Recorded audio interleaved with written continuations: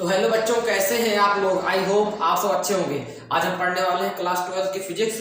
इसके पिछले वीडियो में जहां तक पढ़ा था उसके आगे आज कंटिन्यू करेंगे। हमने उसमें कूलाम का नियम पढ़ा था।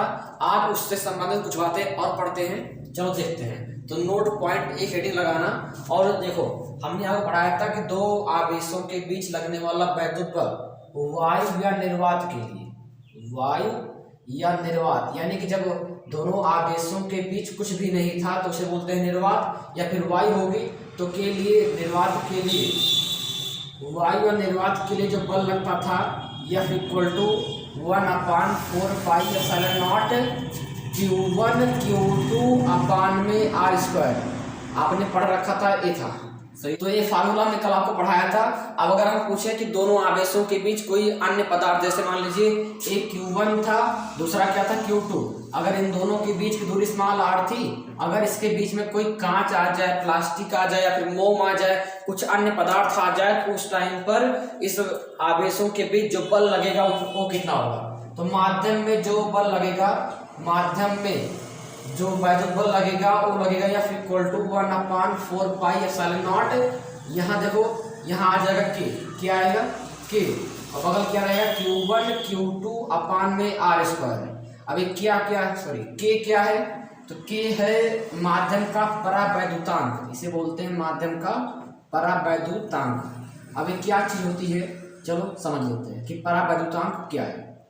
अब देखो, इसे चाहे तो डैश लिखते हैं या मीडियम डैश लेते हैं, ठीक है। माध्यम में है, जब इनके बीच कोई माध्यम होगा तो की क्या है, परावैद्युतांक। तो परावैद्युतांक होता क्या है, ध्यान समझना।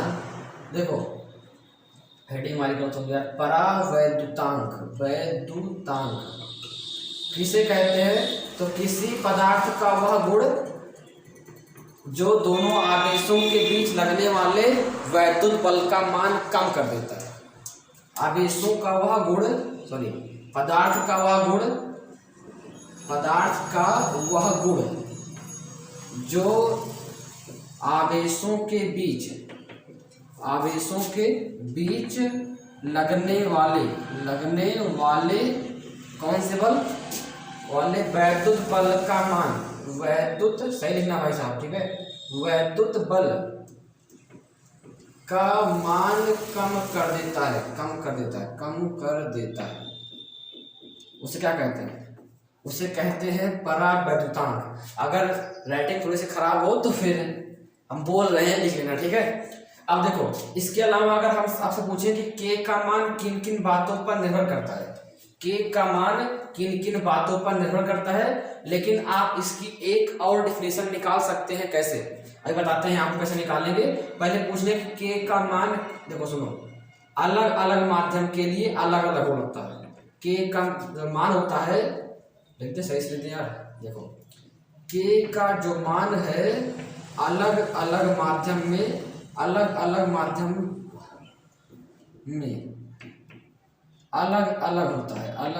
होता है। अब कहाँ कितना होता है समझो। अगर हम पूछे कि K का मान निर्वात में, यानी कि जहाँ वायु हो, निर्वात या वायु के लिए, तो इसमें K की जो वैल्यू होगी उसकी मान 1 होगा, ठीक है। अगर K का मान किसी भी धातु के लिए पूछे, किसी भी धातु के लिए, मेटल, अगर किसी भी धातु के लिए, तो K की जो वैल्यू होगी वो होती है इनफाइनाइट। K का मान क्या होगा, इनफाइनाइट। और अगर आपसे पूछें कि किसी भी अन्य माध्यम के लिए, मान लीजिए कांच है या प्लास्टिक है, किसी अन्य माध्यम के लिए, तो किसी अन्य माध्यम के लिए जो K का मान होगा उसकी वैल्यू यहाँ दिख नहीं रहा है, तो देखो हम K की वैल्यू यहाँ लिखते हैं कि किसी अन्य माध्यम के लिए, जैसे कांच हो गया, प्लास्टिक हो गया, वहाँ K की जो वैल्यू होगी वो सदैव 1 से क्या होगी, ज्यादा होगी। क्या होगी, 1 से ज्यादा होगी। तो आप नोट कर लेना। आप समझते हैं कि परावैद्युतांक जो है इसकी बीमा क्या होती है, इसका मान क्या होता है। तो आप समझ लीजिए कि परावैद्युतांक जो होती है इसकी कोई भी यूनिट नहीं है, कोई मात्रक नहीं, मतलब यह इसका कोई मात्रक नहीं है। परावैद्युतांक जो है इसका कोई मात्रक नहीं होता, ठीक है, मात्रक नहीं होता। और एक बात समझ लो कि यह एक बीमाहीन राशि है, मतलब इसकी कोई भी बीमा नहीं होती, बीमाहीन राशि है। कौन, परावैद्युतांक एक बीमाहीन राशि है, मतलब कुल मिला के यह एक नंबर है। परावैद्युतांक क्या है, एक ही नंबर है, अंक। वो 1 2 3 ऐसे होगी या फिर इनफाइनाइट होगी। ठीक है, अब देखो अगर हम चाहें तो इसकी एक और डिफिनेशन निकाल सकते हैं कि जो एफ क्या लिखा है, एक इसमें लिखा है एयर में क्या है वैद्युत बल, और जो एफ डैश लिखा है डैश वाला है किसमें किसी माध्यम में है। अगर हम इन दोनों को इक्वेशन फर्स्ट मान लें और इसको क्या मान लें इक्वेशन नंबर सेकंड, तो समीकरण अगर 1 और 2 को भाग दे क्या बनेगा, समीकरण नंबर 1 डिवाइड बाई क्या 2 से, समझ लोगे ना, एक सबको 2 से भाग दे रहे हैं समीकरण एक कौन सा है, पहला क्या लिखा है F equal to 1/4 pi epsilon naught, और इधर क्या लिखा है Q1 Q2 सॉरी सही लिखना है Q1 Q2 अपान में क्या आर स्क्वायर। इसके नीचे कौन सा आएगा, इसके नीचे भाग दे रहे हैं, नीचे वाला आ जाएगा कौन सा एफ डैश, उधर कौन सा आएगा, अगर भाग दोगे तो इसके नीचे एक पूरा आएगा ना 1/4 पाई एप्सिलॉन नॉट और के Q1 Q2 अपान में क्या आर स्क्वायर। अब देखो कुछ कैंसिल हो रहा है, पूरा कैंसिल हो रहा है साहब, देखो इधर से ये पूरा कैंसिल, एक के ऊपर जाएगा तो कितना आएगा F upon F dash equal to क्या के, सही है ना। यानी कि अगर हम पूछें कि परावैद्युतांक किसे कहते हैं, ये क्या है परावैद्युतांक किसे कहते हैं, जो एफ है ये किसमें है, ये फोर्स है एयर में, किसमें जब दोनों मीडियम के बीच एयर था तो फोर्स ए वाला था, और नीचे जो एफ डैश किसमें है ये मीडियम में है। तो अगर हम पूछें कि परावैद्युतांक किसे कहते हैं तो देखो समाधान से, जब दोनों आवेश के बीच क्या होगा एयर होगी उस टाइम पे जो बल लगेगा, और जो दोनों माध्यम के बीच में सॉरी दोनों आवेश के बीच में कोई माध्यम आ जाएगा तो उस टाइम पे जो बल लगेगा उन दोनों का अनुपात क्या होता है परावैद्युतांक कहलाता है। तो कैसे बोलेंगे, अगर आप लिखना चाहो तो लिख सकते हो, कैसे लिखोगे, वायु में स्थित दो आवेशों के बीच लगने वाला वैद्युत बल तथा उतनी ही दूरी पर, दूरी क्या है बराबर, तथा उतनी ही दूरी पर परावैद्युत माध्यम में स्थित, मतलब किसी माध्यम में स्थित आवेशों के बीच लगने वाले बल के अनुपात को परावैद्युतांक के कहते हैं। आई रिपीट, फिर सुनो, वायु में स्थित दो आवेशों के बीच लगने वाला वैद्युत बल तथा उतनी ही दूरी पर परावैद्युत माध्यम में स्थित दो आवेशों के बीच लगने वाले बल के अनुपात को परावैद्युतांक के कहते हैं। ठीक है, ये डिफिनेशन आप लिख सकते हो बना के। ठीक है, अब एक बात और समझो, देखो यहाँ से ऐसे प्यारी से नोट्स बनाए चलो, लिखी चलो। ठीक है, अब देखो नोट बात समझो, यहाँ पर देखोगे तो जो अगर हम इसको इधर भेज दें, ये मीडियम वाली चीज है एफ डैश, अगर हम पूछें कि F of air, sorry air में जो फोर्स लग रहा है ए उधर जाएगा ना, तो कितना हो जाएगा के इंटू एफ ऑफ मीडियम में। अब देखो समझो, यहाँ पर ज्यादा कौन सा है, अगर हम पूछेंगे किसी अन्य माध्यम के लिए तो वहाँ के की वैल्यू बताइए क्या होगी, 1 से ज्यादा होगी। अगर के की वैल्यू 1 से ज्यादा है तो यहाँ कुछ भी रखोगे जो मीडियम में फोर्स आएगा उससे एयर में फोर्स क्या आएगा ज्यादा। यहाँ मान लीजिए 1 है तो कोई मतलब नहीं बराबर हो जाएगा, लेकिन 2 आएगा तो 2 से मल्टीप्लाई होगा, तो जो एयर वाला बनेगा फोर्स और मीडियम वाले फोर्स से क्या होगा ज्यादा, क्या होगा ज्यादा। यानी कि जो एयर में फोर्स होती है और दो आवेशों के बीच वो सभी और मीडियम के फोर्स से क्या होती है ज्यादा। अगर दोनों आवेशों के बीच क्या होगा एयर भरी है तो उस टाइम जो फोर्स लगेगा जो मीडियम में लगेगा उससे क्या होगी ज्यादा होगी। ठीक, तो आई होप आप इतना समझ गए होंगे और नोट कर लिए होंगे। तो देखो बच्चों, समझते हैं कूलाम के नियम की सीमाएं, मतलब कूलाम का नियम कब कब लागू होगा। तो हेडिंग लगाना प्यारी सी छोटी सी, कूलाम के नियम की, पढ़ लिया लिखा है नियम लिखा है। ठीक है, नियम की सीमाएं मतलब limitation of coulombs law. Coulombs law की कौन कौन सी लिमिटेशन है, मतलब किन किन कंडीशन में कूलाम्स का लॉ मतलब लगा सकते हैं। तो कूलाम का नियम केवल बिंदु आवेशों के लिए लागू होता है, केवल किसके लिए, बिंदु आवेश के लिए, जो बहुत छोटे छोटे आवेश होते हैं उनके लिए, केवल बिंदु आवेशों के लिए, केवल बिंदु आवेशों के लिए क्या होता है लागू होता है। कूलाम का नियम केवल बिंदु आवेशों के लिए लगता है, छोटे छोटे आवेश के लिए। दूसरी कंडीशन, कूलाम का जो नियम होता है केवल स्थिर आवेश पे लागू होता है। स्थिर आवेशों के लिए आप कूलाम का नियम लगा सकते हो, मतलब दो चार्ज जो रहेंगे अगर दोनों रेस्ट की पोजीशन में है तो उनके बीच फोर्स फाइंड करने के लिए आप इनका कूलाम का नियम लगा सकते हो। ठीक है, और तीसरी बात याद कर लेना, जो इसमें त्रिज्या होती है मतलब आर की वैल्यू होती है वो 10⁻⁻15 से कम नहीं होनी चाहिए। अगर इससे कम चार्ज की रेडियस है त्रिज्या, तो उसके लिए कूलाम का नियम नहीं लगेगा। ठीक है, 10⁻⁻15 लिखा है, तो इसे भी नोट कर लीजिए। अब समझते हैं वैद्युत बल की दिशा। हेडिंग लगाना वैद्युत बल की दिशा। आपको इतना कंटेंट कहीं नहीं मिलेगा, चाहे आप स्कूल में पढ़ते हो या कोचिंग पढ़ते हो, चाहे चेक करके देख लेना आप लोग।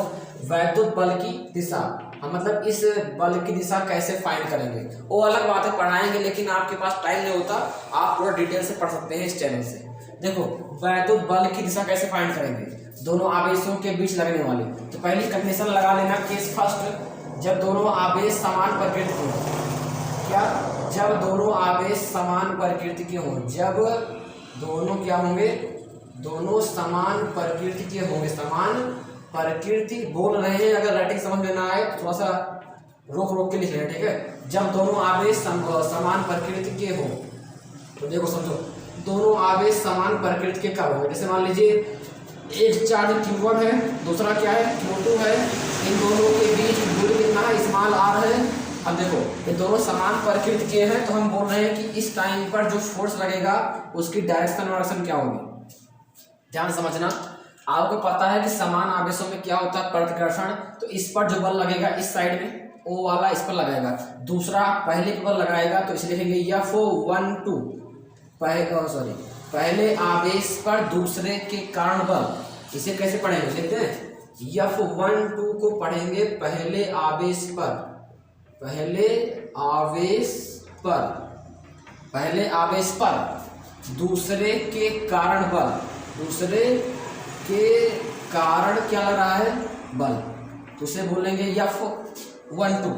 ठीक है, अगर हम लिख दें F21, यानी कि जो इस दूसरे वाले आवेश पर इसकी वजह से फोर्स लगेगा, इधर की रिपल्सन करेगा, समान प्रकृति का है, मतलब दोनों प्लस प्लस में है, तो ए इसको धक्का मारेगा, तो इस पर लगेगा F21, मतलब दूसरे आवेश पर पहले के कारण बल। दूसरे पर पहले के कारण बल, इसे लिखेंगे दूसरे आवेश पर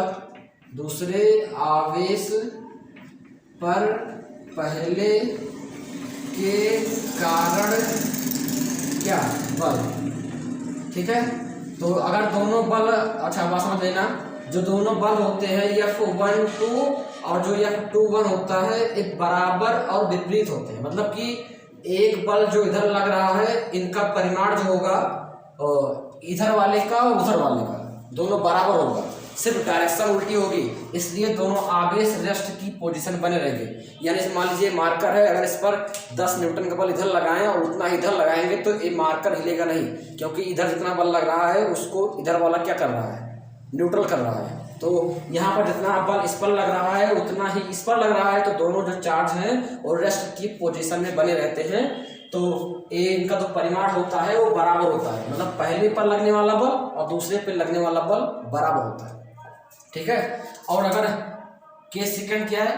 केस सेकंड समझते हैं। तो केस सेकंड क्या है? अगर दोनों आवेश जो है विपरीत प्रकृति के हों। लिख दें, जब दोनों आवेश क्या होंगे?